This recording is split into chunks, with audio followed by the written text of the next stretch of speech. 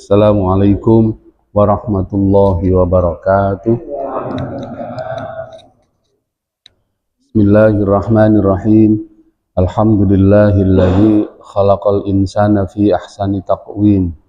Tsumma radadnahu asfala safilina illal ladzina amanu wa 'amilus solihati falahum ajrun ghairu mamnun. Fama yukadzibuka ba'du biddin alaihissallahu bi ahkamil hakimin. Jamaah sekalian rahimakumullah, terutama ketua takmir masjid mewah,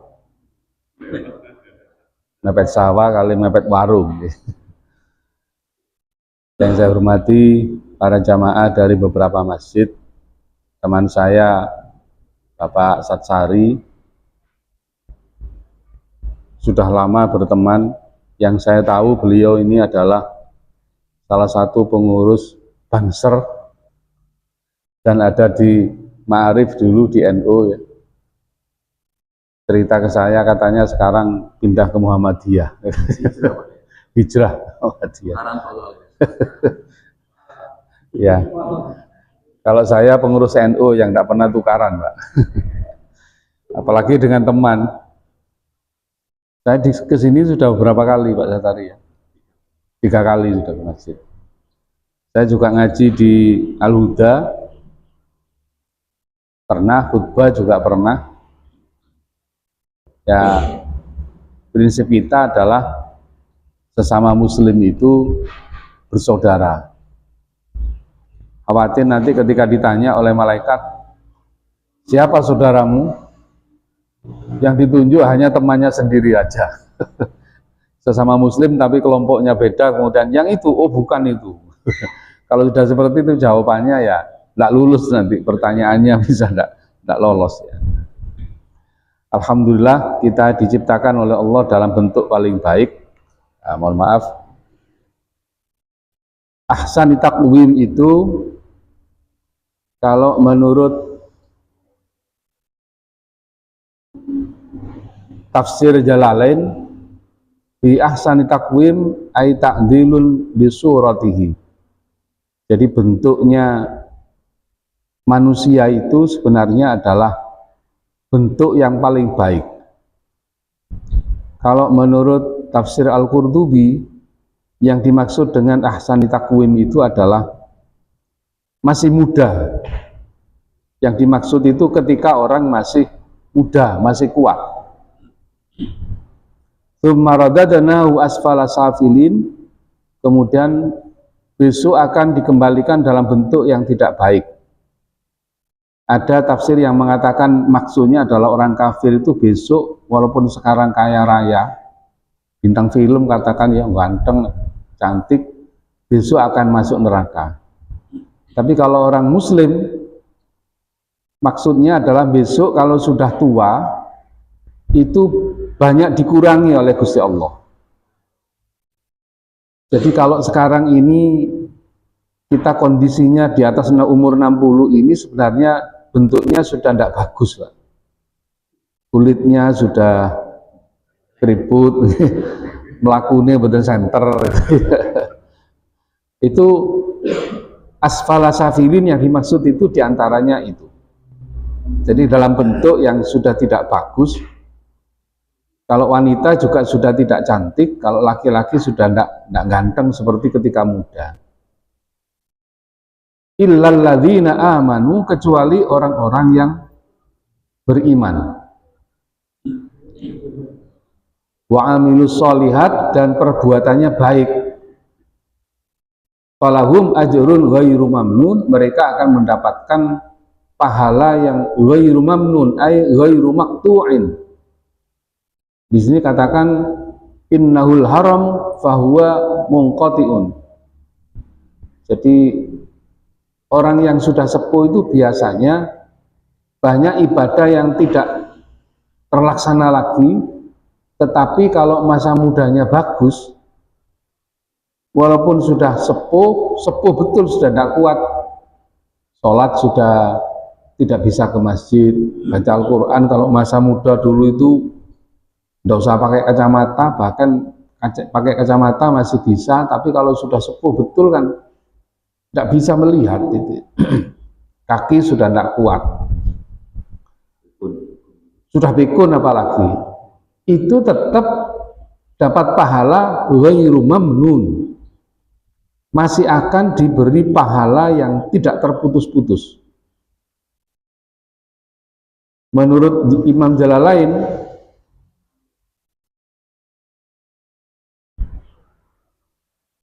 kinaya anil harami wa dha'fi fa yanqusu amalul mu'mini an zamanis syabi wa yakunu lahu ajruhu bi qoulihi ta'ala. Jadi orang itu kalau sudah sepuh, sudah lemah, di sini dikatakan dia sudah tidak bisa banyak melakukan ibadah, dia tetap akan mendapatkan pahala sebagaimana yang dilakukan dulu ketika masih muda. Ini yang menyenangkan hati kita. Jadi kalau kita nanti kalau sudah betul-betul tidak kuat, kita mungkin ada yang sedih, waduh saya sudah tidak bisa ke masjid, saya sudah tidak bisa ngimami, saya tidak bisa baca Al-Quran lagi, saya tidak bisa mengikuti majelis taklim. Tidak usah khawatir, asal masa mudanya itu rajin ngaji, ketika kita sudah tidak bisa berbuat apa-apa, tetap kita dapat pahala yang tidak terputus, pahala yang terus mengalir. Itu maksud dari falahum ajrun ghairu mamnun. Dan saya yakin panjenengan yang dulu masa mudanya itu rajin, ya tidak sekuat dulu lagi sekarang. Karena orang itu kalau sudah sepuh kan mesti dikurangi. Wa man nu'ammirhu nunakkishu fil khalq. Siapa yang umurnya sudah sepuh, nunakkishu, maka akan dikurangi penciptaannya itu, pendengarannya dikurangi, matanya dikurangi, penglihatannya, kakinya, kekuatannya dikurangi. Itu pasti. Bukan berarti Gusti Allah kemudian membuat orang ketika tidak berdaya itu tidak berharga.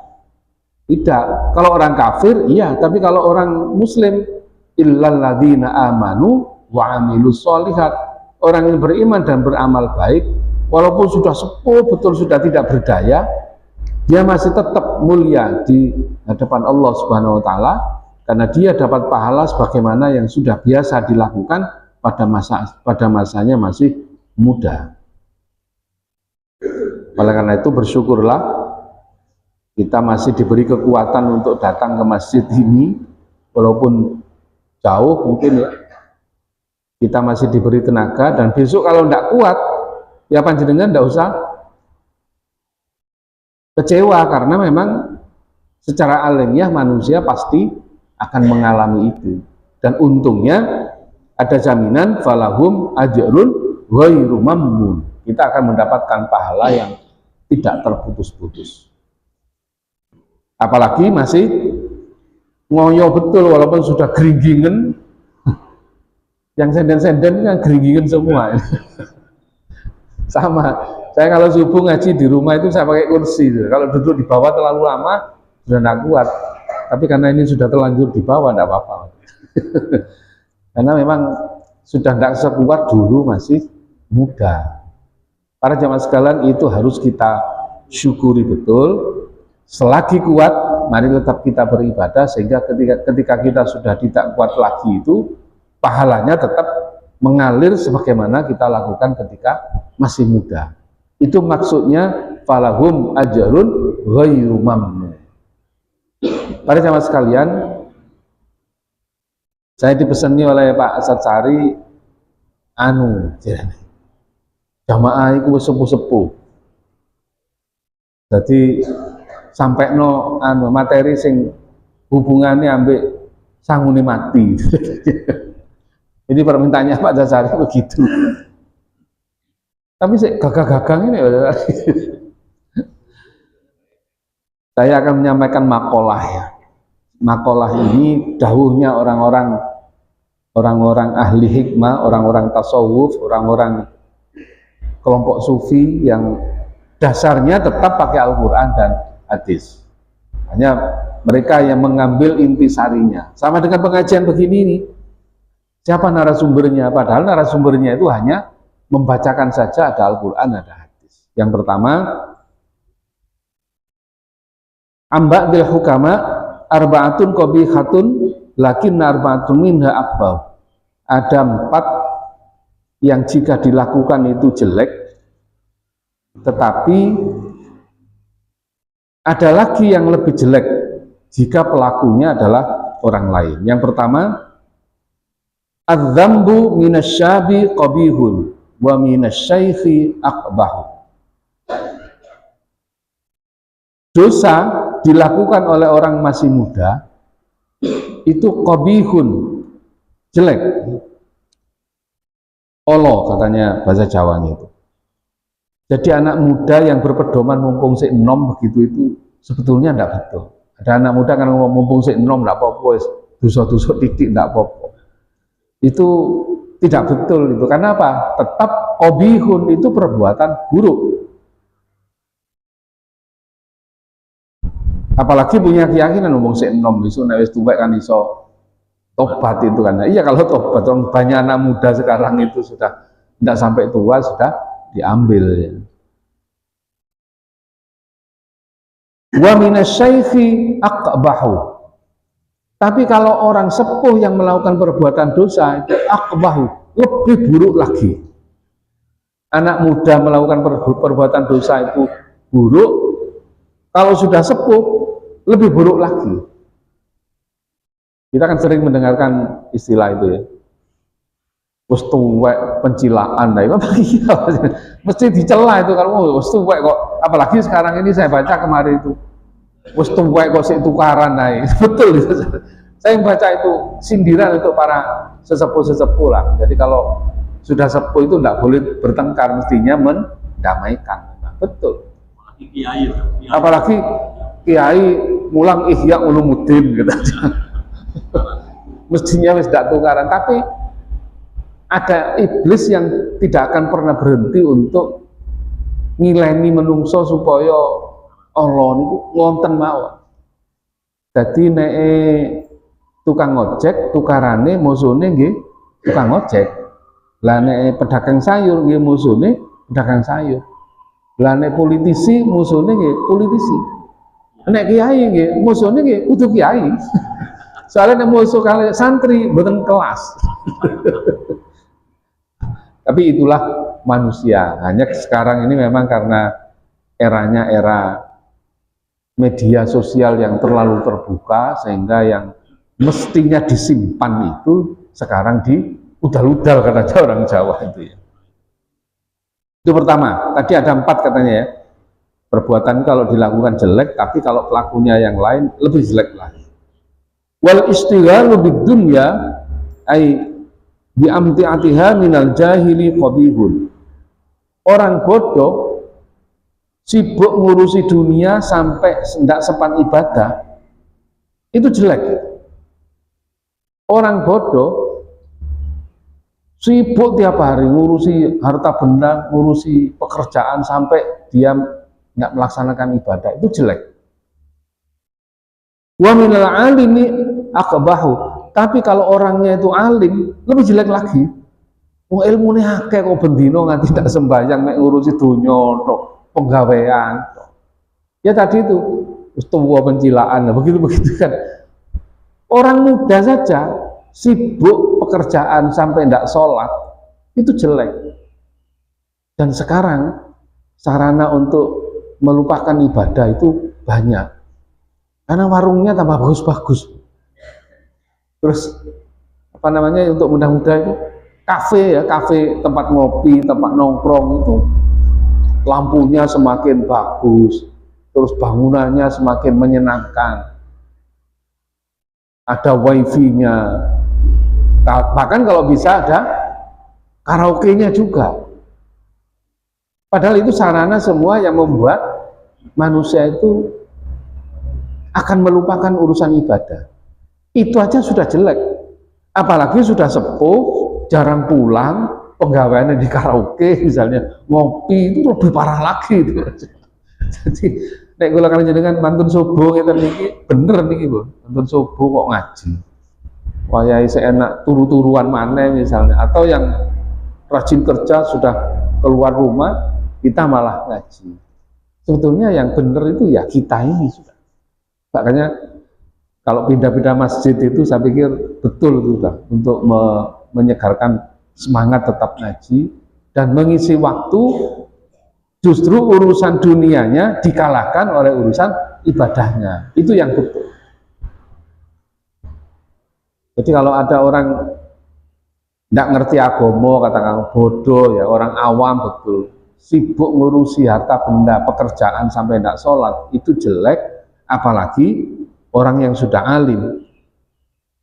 Kama rawallahu annahu sallallahu alaihi wasallam qala man izdada ilman wa lam yazdad fid dunya zuhdan lam yazdad minallahi ta'ala illa bu'dan. Rasulullah menyampaikan bahwa siapa yang ilmunya bertambah tapi tidak tambah zuhud dalam urusan dunia, orang ilmunya tambah banyak tapi tetap serakah gitu ya, dia bukan tambah dekat dengan Gusti Allah, malah tambah jauh. Jadi kalau kan jenengan sepuh ngeten niki mboten pating mententang nek ngurusi dunya sakjane bener, soalnya dunya mantu niki badhe tinggal. Badhe teng pundi malih kalau kan jenengan ngeten niki. Tidak ada sudah, sudah umurnya sudah 60. Kalau jatahnya ikut Rasulullah 63 sudah selesai. Kula saat ini 62 ya saudara ya, 62 berarti nemelok Nabi kurang setahun ya. Niku nemelok Nabi. Nah, tapi nek pun 65 berarti rada ngasek pun ora. 65 berarti bonus 2 tahun. Cuma dungone cocok nih, minta umur panjang tapi perbuatannya yang baik. Yang repot niku umure dawa tapi kelakuane boten karu-karuan. Itu yang kedua. Wa takasulu fi ta'ati ay muwafaqati amrillahi ta'ala min jami'in nasi qabihun wa minal ulama'i aqbahu. Aras-arasen melaksanakan perintah Gusti Allah, semua manusia itu jelek. Siapapun yang malas-malasan untuk melaksanakan taat kepada Allah jelek. Wa minal ulama'i akhbahu, tapi orangnya kalau alim, banyak ilmunya, sering ngaji, kok si aras-arasan, akhbahu, itu lebih jelek lagi. Jadi kalau sudah sepuh, pateng itu sebetulnya karena sudah rajin ngaji, ya harus pateng ibadah memang. Sudah rajin ngaji tapi sudah sepuh malah jarang ibadah, malah melawan perintahnya Gusti Allah. Aqbahu, orang seperti itu sungguh lebih jelek lagi. Wa takabburu minal aghniyai qabihun wa minal fuqara'i aqbahu. Wong sugih takabur jelek itu. Sugih sembarang pangkate dhuwur, terus dunyane kuatah, kok sombong, jelek itu. Wa minal fuqara yakbahu, tapi kalau yang sombong itu orang fakir, wis gak duwe, sombong, akbahu, lebih jelek lagi. Padahal bener-bener sing didelaken nggih. Kadang-kadang kan tiyang ngeten, nek wong sugih, pangkate dhuwur, sombong, saya rada pantes. Padahal jelek itu, walaupun kaya seberapapun banyak hartanya, setinggi apapun pangkatnya, tetap sombong itu tidak baik. Apalagi orang sombong hanya mengandalkan pangkatnya saja. Normalnya pangkatnya pangkat politik, nek 5 tahun. Nek mantun 5 tahun nggih wangsul. Nek saged nyalon malih dadi maneh tambah 5 tahun. Nek pun beres nggih wangsul. Nek pun wangsul dadi nopo? Nah, itu yang seharusnya dipikirkan. Untung kula riyen kali abah niku sering diilingaken. Jadi tadi pejabat cicile ojo korupsi. Abah kula ning ngoten nek ngono. Sampai kula dadi PNS niku riyen, kula bareng lulus dadi PNS, matur kula, "Pak, alhamdulillah kula lulus dadi PNS, Pak. Dadi guru." Ngeten jawabane. Berarti kon musuhku saiki. Loh, kok ngoten, Pak? Kabeh jenenge pegawai iku lho mesti Golkar. Aku kan P3 terus. Niku pertama sing kula kaget. Mboten Pak, kula alhamdulillah insyaallah masih dadi pegawai mboten kira ado-ado saking masjid. Yo, aku pesen masuk dadi pegawai ojo lali nang ngimami mbek pengajian. Niku pegawai tok niku. Bareng kula pamit nyalon bupati, nyalon wakil bupati niku, tambah ditanggal malih. On katene cedek-cedek nang korupsi kok. Jadi badhe korupsi itu mesti eling teng apa lho. Waduh, iki apa wis pesen koyo ngono. Anu maneh le. Awakmu jarine khutbah di masjid-masjid enggih. Ojo nganti ninggalno khutbah Jumat. Ojo nganti ninggalno pengajian. Ojo nganti ninggalno mur ngaji. Tiga niku pesen niku lho. Khutbah Jumat, pengajian, mur ngaji. Kon niku lahir di keluarga pesantren, masuk dadi apa-apa telu iku ojo ditinggal.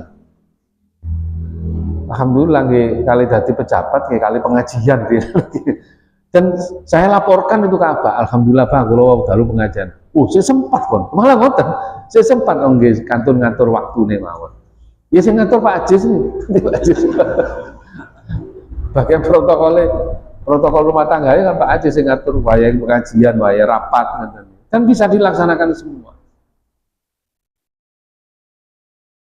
Karena pikirannya begitu, wong nek dadi pejabat itu akeh-akeh korupsi lho. Nggih dongaken, Pak. Mugi-mugi kula dadi pertama nomor loro, kula boten korupsi. Ya wis tak cekel temenan kok. Saestu jamaah. Kula angsal bayaran pertama niku kula teng apa? Kula betaken amplop. Mantu ngomong-ngomongan salaman. Langsung dibuka amplopin. Kakehan iki terus duit 1 juta niku lho, dikurangi 500, kakean. 500 iki wis akeh. Sane 10 juta, 1 juta niku diparo loro, kakean. Gawon maneh. Mboten apa-apa, Pak, wong niki ndak korupsi kon kene kakean. Saking dite korupsi anake sampai diparingi nyotro niku dibalekake separuh. Alhamdulillah Pak kula sedasa tahun dadi pejabat wakil sampai dadi bupati. Mboten nate turu di pendopo. Pak sekali-kali ilmu iki Pak. Ndak. Napa ndak kerasan aku turun gini-gini iki. Jadi 10 tahun mboten nate masih pun dalu jaluk termangsul ndak aku terno. Mulai aku. Napa sih Pak? Ndak enak aku enak turu di omah. Nggih saking mboten muni mawon. Iki bangunan iki teko apa biyen. Untungnya mboten muni kok. Para jamaah sekalian, jadi ada 4 tadi yang jelek. Pertama adalah pemuda melakukan perbuatan dosa itu jelek, tapi kalau orang sepuh lebih jelek lagi. Orang bodoh sibuk dengan harta benda sampai tidak sembahyang, itu jelek, apalagi orang banyak ilmunya. Kemudian yang ketiga, was-was, aras-arasen, wegah nang perintah Gusti Allah.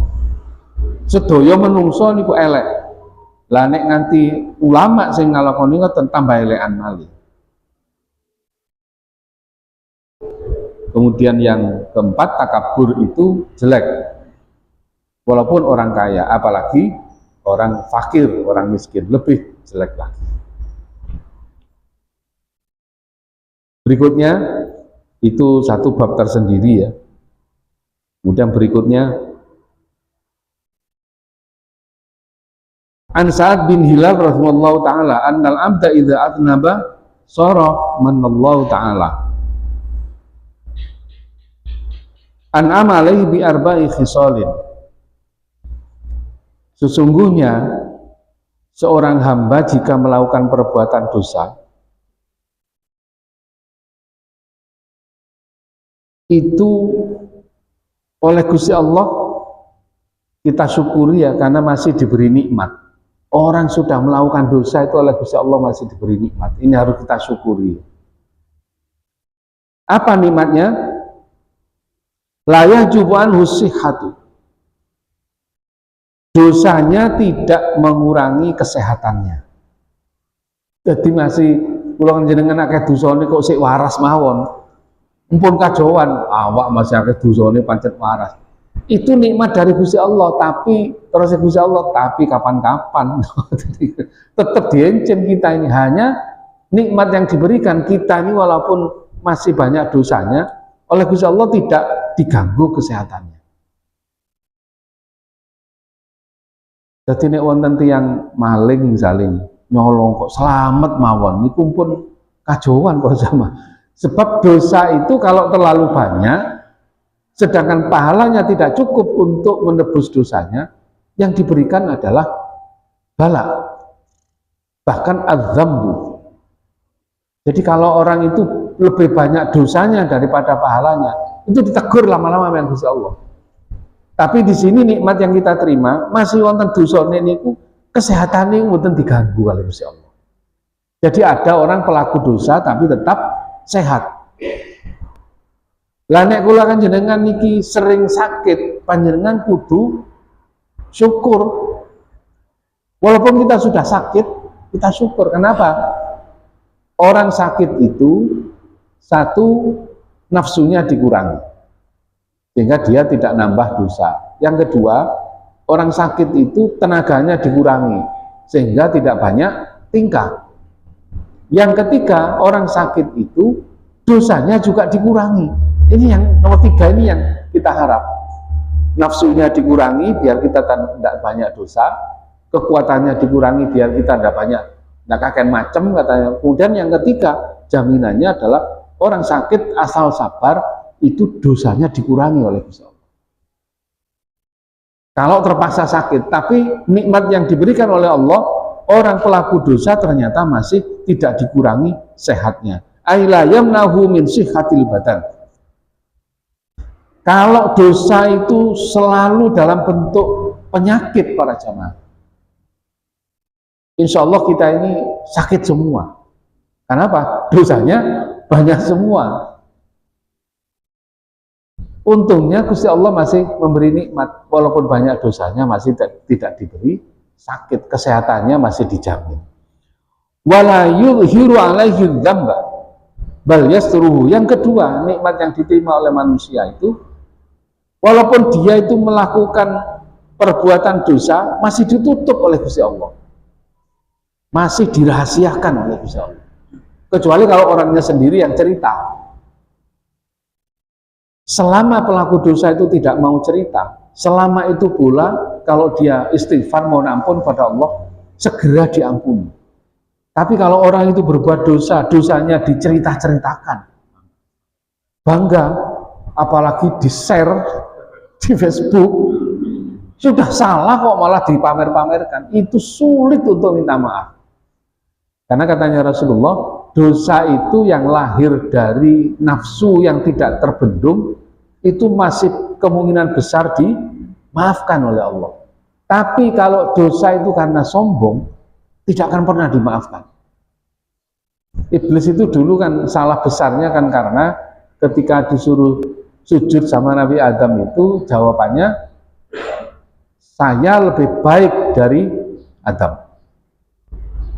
Khalaqtani min nar wa khalaqtahu min tir. Saya diciptakan dari api sedangkan Adam diciptakan dari tanah. Kalau bahasa kita itu kata iblis nggak level. Nah, karena sombongnya iblis itu akhirnya oleh Gusti Allah dilaknat dan tidak ada ceritanya iblis itu dan anak turunnya masuk surga, itu tidak ada. Semua masuk neraka. Apalagi iblis ketika kemudian dengan sombongnya masih ngomong sama Gusti Allah begini, ya Allah, saya akan menggoda manusia selagi manusia itu masih punya nafas. Mau mati pun masih tetap saya goda. Nggak apa-apa katanya Gusti Allah, godon wis menungso. Iya, saya mau izin selama manusia masih bernafas akan saya goda sehingga akhir dari hayatnya akan su'ul khotimah. Tapi kata Gusti Allah, tapi ingat iblis, saya akan memaafkan dosa-dosa manusia mastaghfaruni selama dia masih mau beristighfar kepadaku. Jadi masih saat-saat terakhir kula kan jenengan sik sempat istighfar kepada Gusti Allah mohon ampun, apalagi masih ditutup la ilaha illallah. Hanya dengan kata la ilaha illallah kita ini dijamin bisa masuk kelompok husnul khotimah. Karena banyak orang itu mau mati itu nggak bisa husnul khotimah karena kalimatnya yang keluar dari mulutnya bukan istighfar, bukan kalimat la ilaha illallah, masih mencaci maki, kemudian langsung mati. Ketika dia mencuri, tertangkap, dikeroyok, mati. Lari dari kejahatan, ketemu polisi, polisi saking mangkele, tembak, mati. Matinya sul khotimah betul. Dan orang mati seperti itu jumlahnya banyak para jamaah.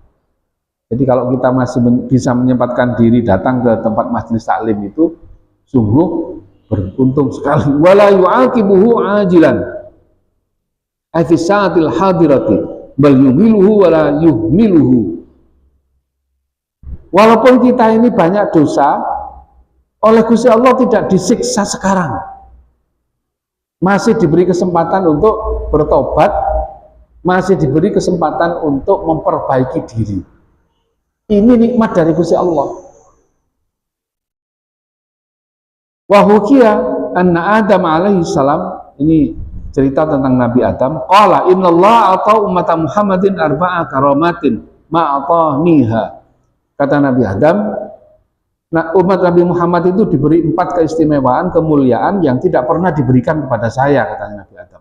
Yang pertama, saya ini kalau tobat diterima hanya di Mekah, Nabi Adam. Wa ummatu Muhammadin yatubuna fi kulli makanin fayuqbilu taubatuhum, sedangkan umat Nabi Muhammad itu bisa bertobat di mana saja. Di mana saja tempat dia mau bertobat tetap diterima tobatnya. Kalau Nabi Adam hanya di Mekah diterima, di sana saja. Kalau di tempat lain enggak. Wa tsaniyatu inni kuntu labisan falamma asaitu ja'alani uryanan. Saya, kata Nabi Adam, begitu berbuat dosa saya ditelanjangi. Sedangkan umat Nabi Muhammad walaupun dia berbuat dosa, dia tidak ditelanjangi, bahkan bayal bisahum, tetap mereka itu masih bisa berpakaian lagi. Maksudnya itu Nabi Adam berbuat dosa langsung diblejet Gusti Allah, diperlihatkan betul dosa-dosanya, kemudian langsung dihukum. Kita ini kan enggak, masih kita ini masih dilindungi oleh Gusti Allah, masih diberi pakaian untuk menutup dosa-dosa kita. Wa tsalitsatu lamma asaitu farraqa baini wa baina imraati wa ummati Muhammadin ya'sunallahu la yufarriqu bainahum wa baina azwajihim. Saya, katanya Nabi Adam, begitu saya berbuat dosa maksiat, saya dipisahkan dari istri saya. Tapi umat Nabi Muhammad SAW walaupun sudah berdosa, dia tidak dipisahkan dari istrinya. Jadi kalau jenengan sampai tukaran nabi bojone niku lho, pancet ndek griya niku mboten pindah-pindah.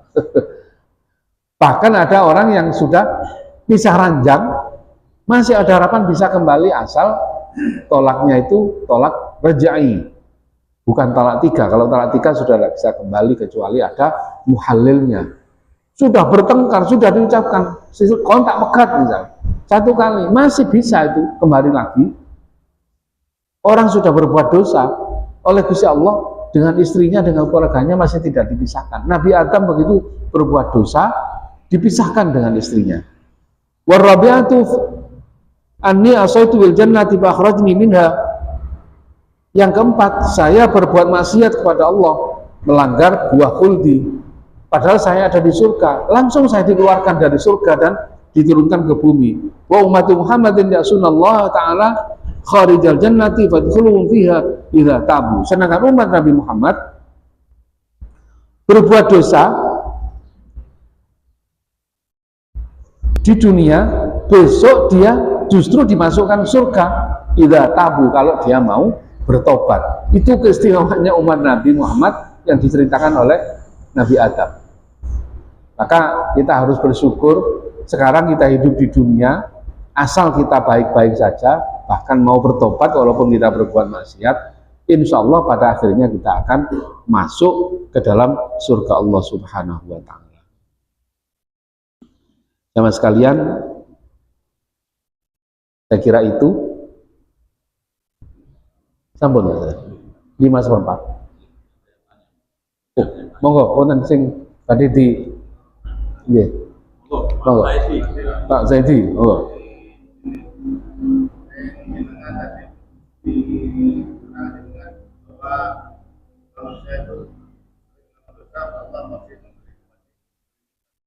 Bagaimana dengan ada istilah gimana di situ? Istidroj ya. Ya. Nah, begini. Jadi ini jangan kemudian sampai kita ini terlena, walaupun nikmatin kok Gusti Allah ono masuk akeh dosa insyaallah sing daerah loro mesti disepuro besok.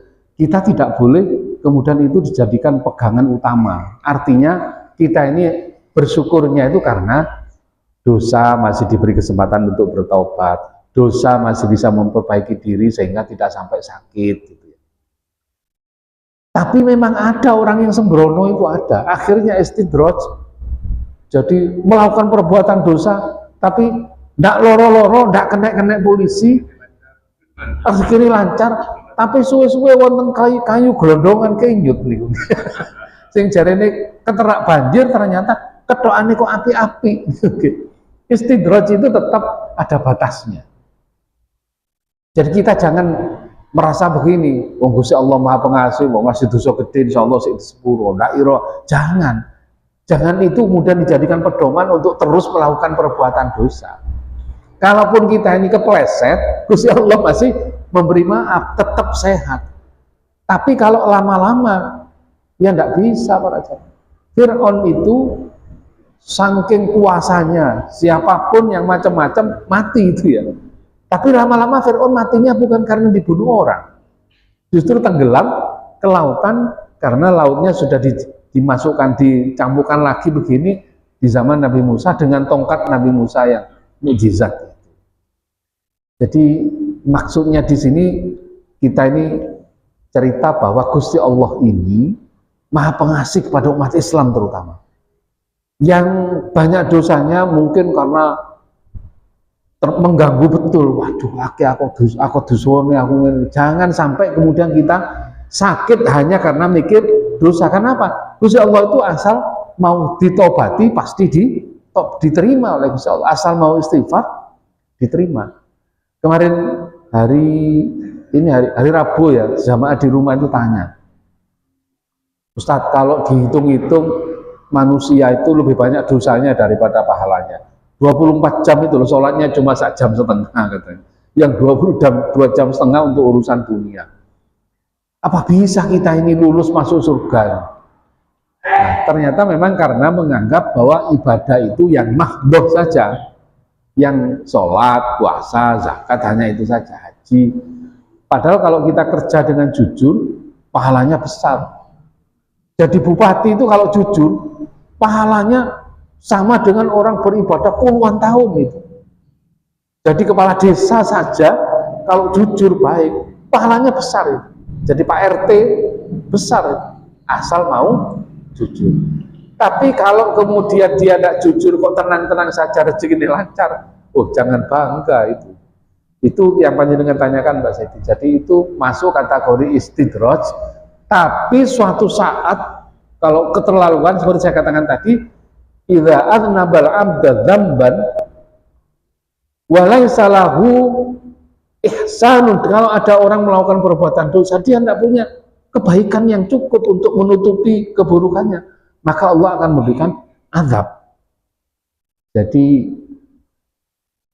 istidroj itu juga ada batasnya. Tidak mungkin orang jahat itu jahat terus selama hidup.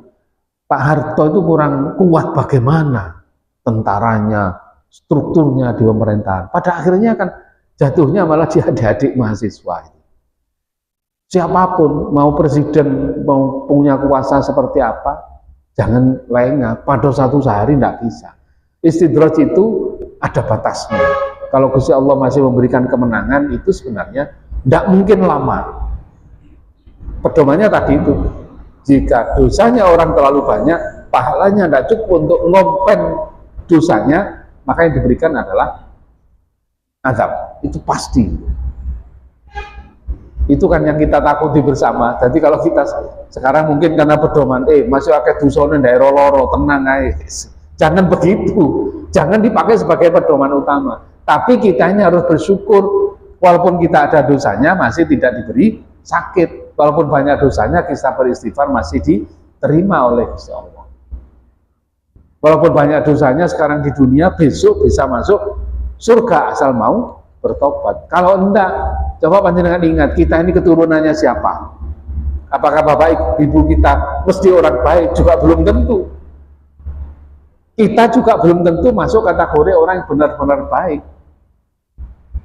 Rasa-rasanya kalau mau dipakai untuk sanggup masuk surga, kurang kita ini, kecil sekali yang kita lakukan. Tapi yakinlah bahwa Gusti Allah itu Maha Pengampun. Saya punya tetangga rajin jamaah, tiap hari 5 waktu jamaah. Tapi orangnya agak stres. Kenapa? Karena dia pernah suatu hari menanyakan sesuatu kepada saudaranya. Saudaranya ini punya batu, kalau diikat begini ini, ditanya, aku ini sajane keliru apa enggak? Nanti batunya akan goyang-goyang. Akhirnya diberitahu oleh temannya, dosa gede sama itu, syirik sama itu. Akhirnya stres berbulan-bulan, sampai tidur di teras saya itu. Jenengan saking pundi, betul wonten Mas kula madosi jenengan oleh wau. Kira-kira dosa kula niki disepuro napa boten kali Gusti Allah. Tiap hari begitu, tiap malam. Jenengan pun cili ati, pokok jenengan bendinten sembahyang, istighfar sing kathah. Insyaallah di pokok pun dilakoni malih niku. Mungkin kali dinten kula didamping ajeng kadang-kadang. Assalamualaikum, salam. Napa nyaman ngeten? Ya napa kula sik wedi. Wedi mboten diterima dosa kula niki lho kathah soalnya. Karena tadi itu takut oleh bayangan sendiri yang dibayangi oleh itu paham yang sepertinya sudah tidak ada pintu bertobat bagi siapapun yang bersalah. Mohon maaf ya, Syiah itu salah satu yang berbeda dengan Ahlussunnah wal Jamaah itu, Syiah itu mengatakan pemerintahan itu harus dipegang oleh orang Islam.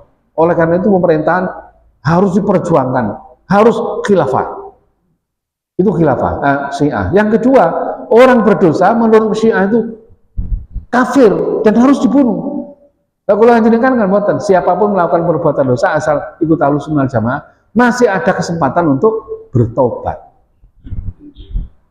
Tapi kalau kelompok Syiah, saya salah satu akidahnya yang saya baca itu, orang berdosa hukumnya kafir dan dibunuh, halal darahnya. Tapi Ahlussunnah enggak, siapapun yang berdosa asal mau bertobat, insya Allah diterima tobatnya. Seperti Nabi Adam yang pernah berdosa tapi diterima tobatnya. Cuma pun mengedengaken bisa-bisa masuk kategori istidraj, dilulu pertama digenengaken pawon Pak Dadi. Dosa ping pindho, korupsi sak miliar digenengaken, bareng korupsi nganti 300 pinten nggih? Ya 230 triliun. Konangan akhirnya sampai jam tangan regane pinten Pak? 11 miliar. Jam tangan 11 miliar suwe-suwe ketemu. Nek jam kula murah ya. Soalnya jame Ada lagi, monggo. oh monggo. Salam salam.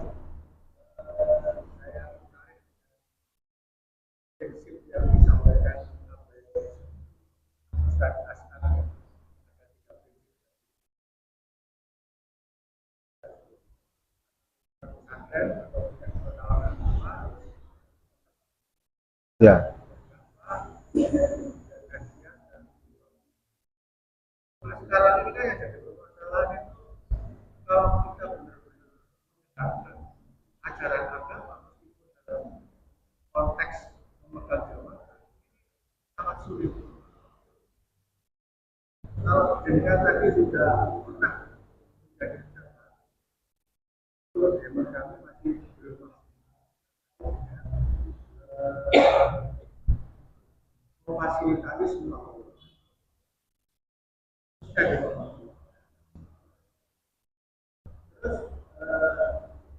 implementasi yang lebih lanjut ya ada prinsip ada mendukung ada beberapa orang yang meskipun beliau paham agama memahami bahwa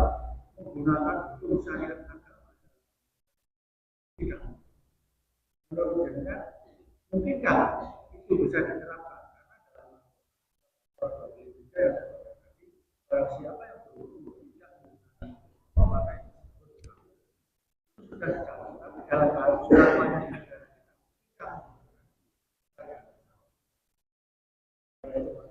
Waalaikumsalam. Mungkin dan bisa. Karena aturan di pemerintahan itu sebenarnya tidak ada yang bertentangan dengan agama. Tidak ada. Mana ada pasal yang memperbolehkan orang korupsi? Tidak ada itu. Pak Haji sama Mas Didi ini lama di pemerintahan. Tidak ada. Jadi kalau kita ngomongnya mungkin, sangat mungkin, bisa, sangat bisa.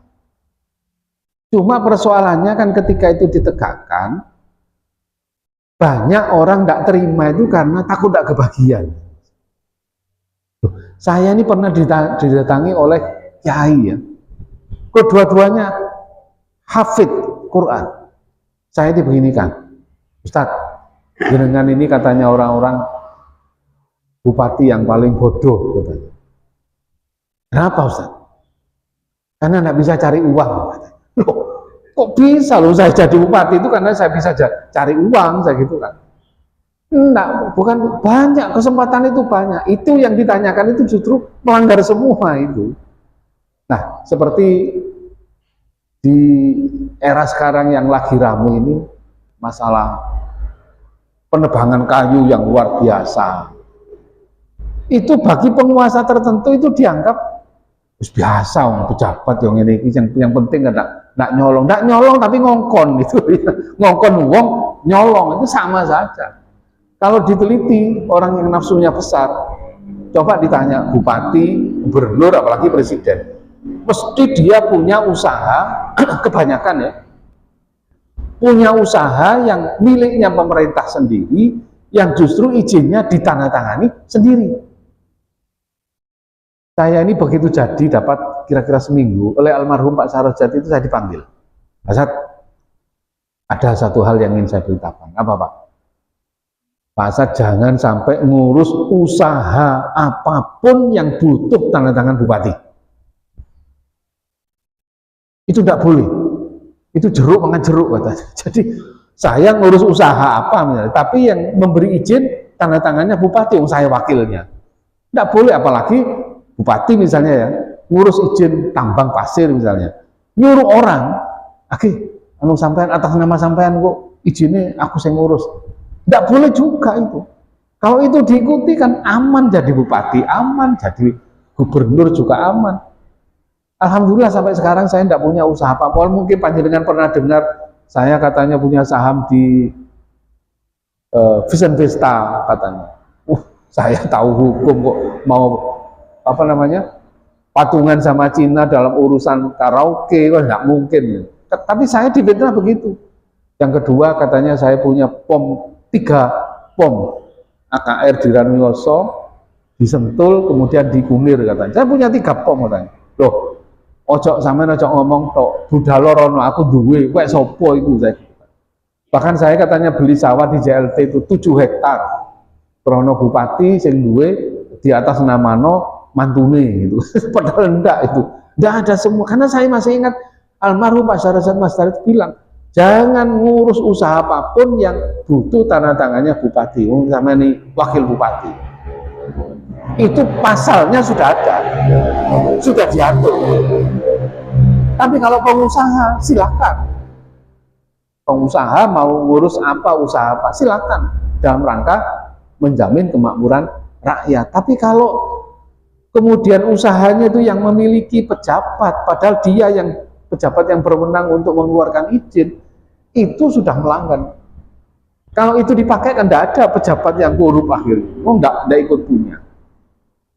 Nah, jadi kalau ditanya mungkinkah? Mungkin, bisa. Nah, terkait dengan organisasi, saya itu sampai bukan hanya dikritik oleh teman-teman Muhammadiyah, orang NU kritik saya juga. Sampai yang niki ketua MPCN, jadi wakil bupati sampai jadi bupati, konco-konco ndak tahu kecipratan apa-apa. Loh, kecipratan ya apa cak gitu saya. Sampai yang kecipratan awak saya dihukum, saya bilang gitu karena aturannya sudah jelas. Jadi kalau ditanya mungkin Kak, mungkin bisa. Karena katanya umumnya tidak bisa. Bukan umumnya, orang-orang itu kebanyakan menggunakan kesempatan untuk korupsi. Dulu saya pernah ada tamu jamaah tabligh itu dari Malang, dari Bojonegoro, dari Lamongan. Lalu salah satunya tanya, Ustadz, saya mau tanya, pejabat itu memang harus memang korupsi katanya. Oh, enggak, cuma kesempatan itu memang besar untuk korupsi. Ya kalau mau ya dapat, kalau enggak ya enggak, tergantung orangnya. Contoh ya, saya hanya cerita, kalau Pak Sasari pernah saya ceritain, malam-malam datanglah 12 orang mau memperpanjang izin penambangan pasir. Bah, katanya, ini teman 12 ini mau ngurus perpanjangan pasir, sudah diurus tapi tidak turun-turun sampai sekarang. Terus gimana? Saya minta tolong jenengan lah yang nguruskan ke Surabaya, karena wewenangnya provinsi urusan izin pasir itu sekarang. Pokoknya jenengan ke Surabaya, dalam seminggu ada jawaban. Kita ini sepakat masing-masing 300-an juta. Nah kalau 12 kan 3,6 miliar, 300-an. Saya bilang, sampean jangan ngomong masalah uang, kalau urusan pemerintahan itu memang tugasnya bupati untuk memperlancar urusan izin, perpanjangan dan sebagainya. Enggak Pak, sepakat teman-teman itu. Pokoknya jenengan yang berangkat ke Surabaya. Gini sudah, 400-an sudah satu orang. Masih 5 menit sudah tambah Pak, 400-an sudah. Loh, sampean jangan ngomong uang di depan saya gitu. Kalau sampean mau ngurus, saya urus. Pokoknya sampean mau mengikuti aturannya, persyaratannya harus dipenuhi semua, saya urus ke Surabaya. Terus saya bilang gini, saya goro tapi goronya gini ya, sebentar lagi saya mau rapat, mau tehnya diminum mumpung masih hangat gitu. Padahal saya tidak rapat Pak. Saya kenapa? Biar cepat pulang, sebab kalau naik terus ini saya kan pusing juga Pak. Kalau naiknya terlalu tinggi kan ya mikir tuh Pak. Akhirnya mau rapat, iya, ini saya sudah ditunggu. Akhirnya begitu pulang, sudah berdiri, masih ngomong lagi, terakhir Pak, apa? Pokoknya minggu depan ini teman-teman sepakat lagi, apa? 500-an sudah. Waduh, iki tambah munggah mana, tambah ngeluh teman saya pikir. Pun ngeten Mbak, jenengan ndang wangsul, mungkin kalau rapatakan kali konco-konco, sing jelas kalau teng Surabaya. Loh, ngeten, nek jenengan purun 500-an, yang 300-an untuk kali 12 ini sudah di mobil, tinggal bawa ke sini sekarang. Begitu. Yang 3,6 miliar sudah kami siapkan di mobil. Pokoknya jenengan mau sekarang juga, DP-nya saya berikan dulu.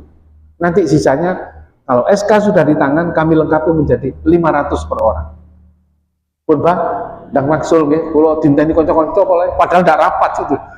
Iki nek munggah 700-an tambah bingung nih. 700 pengen rolos. Nah, itu salah satu contoh kejadian yang bukan berarti saya ndak mau uang. Maksudnya ya, masa ono wong darep duit ta.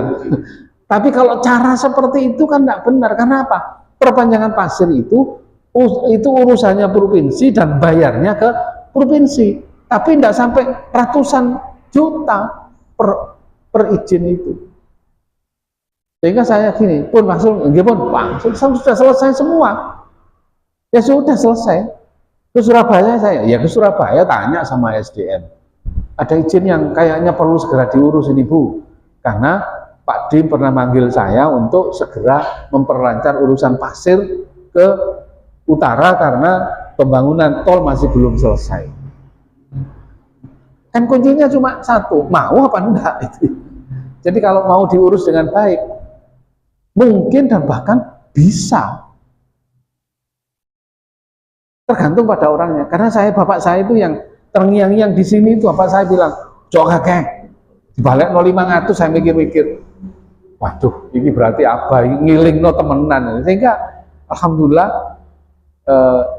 saya bisa bersama-sama dengan kawan-kawan. Katanya Pak Ajis tadi, teman-teman saya tidak pernah minta, maka teman-teman tidak pernah korupsi juga.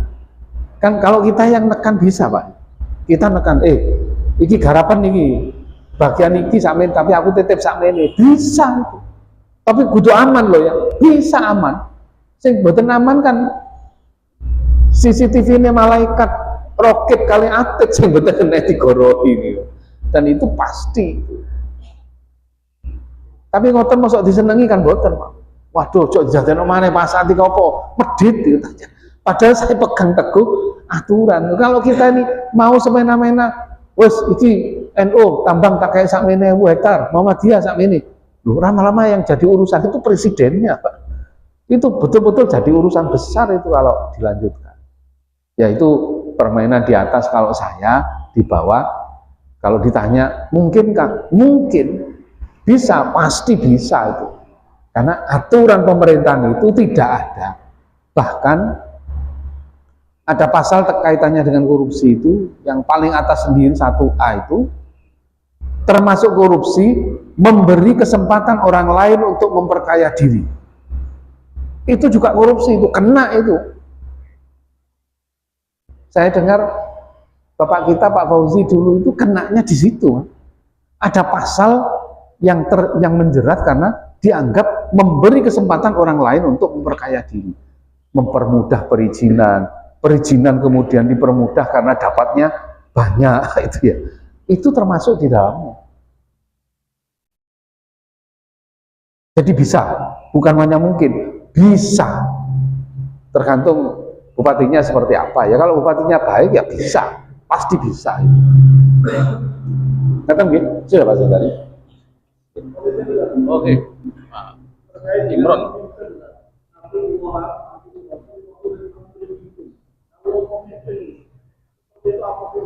Ya, itu artinya seperti yang disampaikan oleh banyak politisi Muslim ya. Atiullah wa atiur Rasul wa ulil amri. Taatlah kepada Allah dengan Qur'annya itu, kepada Rasulullah dengan hadisnya itu, wa ulil amri dengan aturan pemerintahannya. Asal pemerintahannya tidak bertentangan dengan Al-Quran dan hadis, ditaati. Dan kita tidak dosa mengikuti pemerintah itu, asal pemerintahnya menyuruh yang baik. Masalahnya di Indonesia ini aturannya baik, pelaksananya yang tidak baik gitu ya. Kalau aturannya insya Allah yang pernah berkecimpung di pemerintah, bagus semua. Saya lihat di aturan terkait dengan apa saja itu, tidak ada di sana. Aturan yang jahat itu tidak ada, yang korupsi itu tidak ada. Semua sudah sesuai. Itu bisa ditaati. Jadi kalau ada orang masuk ke dunia pemerintahan, niatnya memperbaiki, saya pikir benar juga. Tapi kalau masuk pemerintahan bareng di jero katut, soro karena banyak juga semasa saya itu Pak ya, ada bupati wali kota Jawa Timur itu sekitar 19 bupati yang kena KPK tahun 2018. Awal-awal saya mau berhenti itu ada 18 kepala daerah yang kena KPK. Berarti dari 38 kabupaten kota Jawa Timur itu 50% kena KPK. Yang baru-baru ini malah tambah lagi, sudah ada beberapa kabupaten. Bahkan di Jakarta, di Bekasi sekarang ini sedang kena itu ya. Kalau aturannya tidak ada masalah, maka ikuti ulil amri itu selagi tidak ada perintah yang jahat. Tapi kalau ada perintah yang jahat tidak boleh. Nah, khusus untuk itu saya pernah mengajukan raperda rancangan peraturan daerah terkait dengan minuman keras. Saya ajukan ke DPR.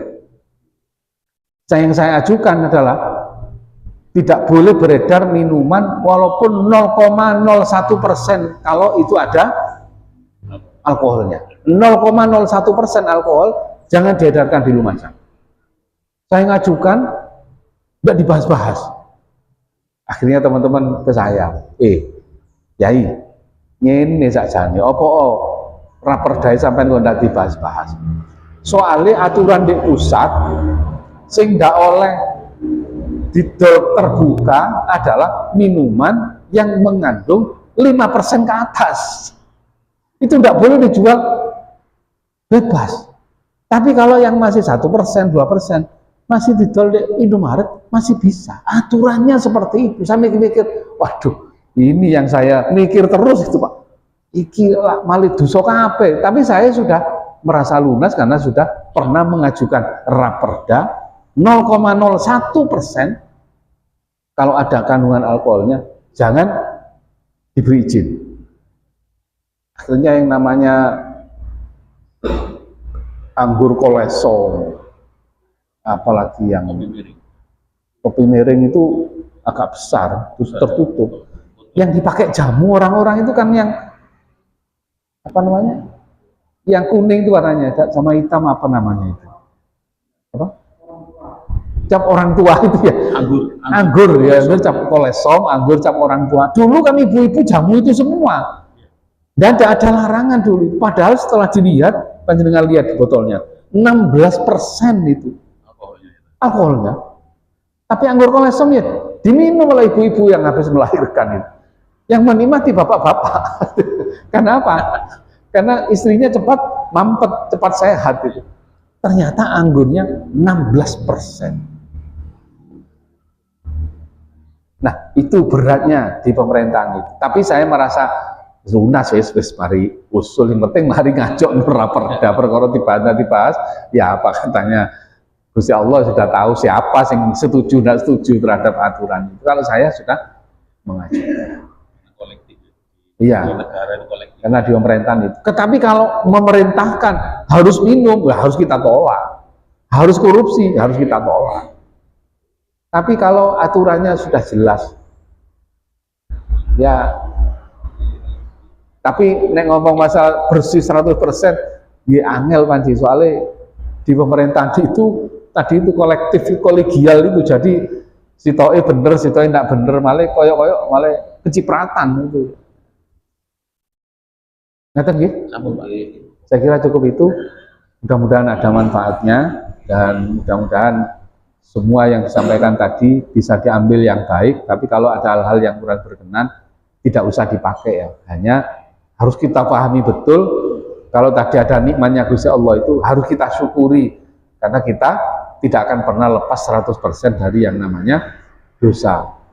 Mudah-mudahan kita semua selamat di dunia wal akhir. Amin Allahumma. Kurang lebihnya mohon maaf. Akhirul kalam. Assalamualaikum warahmatullahi wabarakatuh.